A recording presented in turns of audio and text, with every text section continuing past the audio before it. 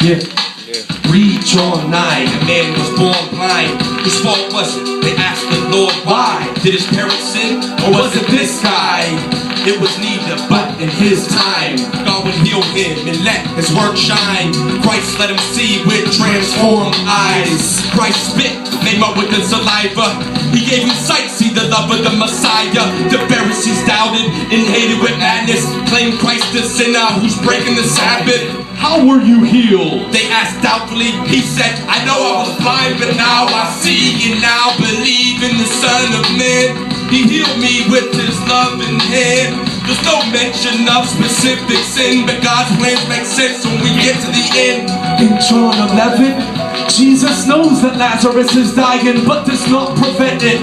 Martha and Mary asking of the Christ, heal our brother who you love, spare Lazarus' life. Perhaps you're asking why, and you're bugging. How he could let him die if he loved him? This is seeming absurd. Jesus surely could heal him by just speaking his word. It's 4 days later, he's at his tomb where they're crying, Lord, why not heal if you knew he was dying? Then Jesus wept. Except he knew this illness did not lead to death. He said it's for the glory of God, so people could see his power and adore him with awe. So because he loved him, he allowed this death to show his power to pull him out of death.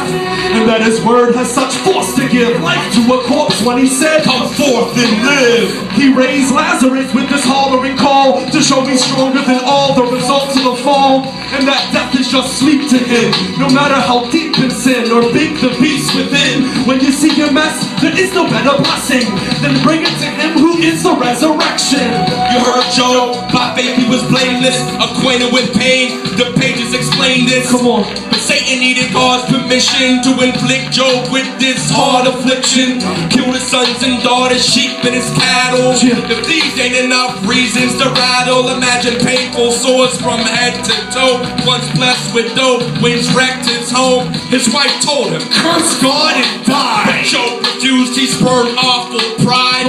He said, if we're God's people, shall we receive good from God and not evil? Still it felt like prison, Alcatraz. Friends accused him of sinning, Eliphaz, Bildad, and so far, all lack sympathy. That's right. They didn't understand this whack misery.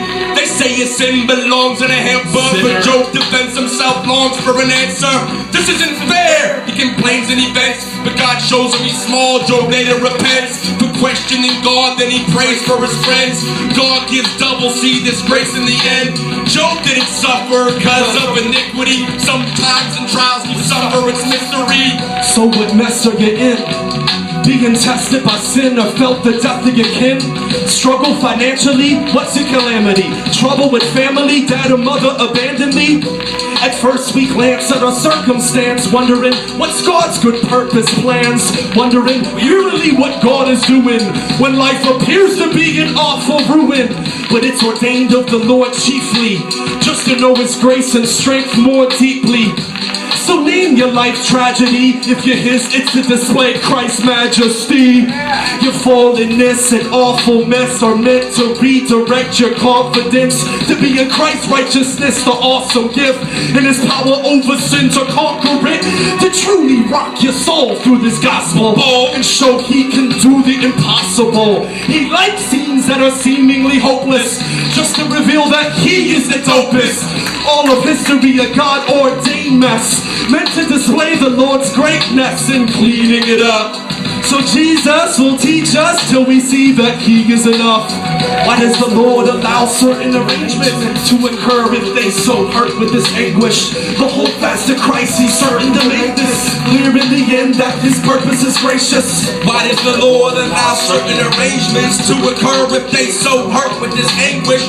But hold fast to Christ, he's certain to make this clear in the end that his purpose is gracious. Why does the Lord allow certain arrangements to occur if they so hurt with this anguish? But hold fast to Christ, he's certain to make this clear in the end that his purpose is gracious. Cheer. His purpose is gracious. Cheer. His purpose is gracious. That's right. His purpose is gracious. Cheer.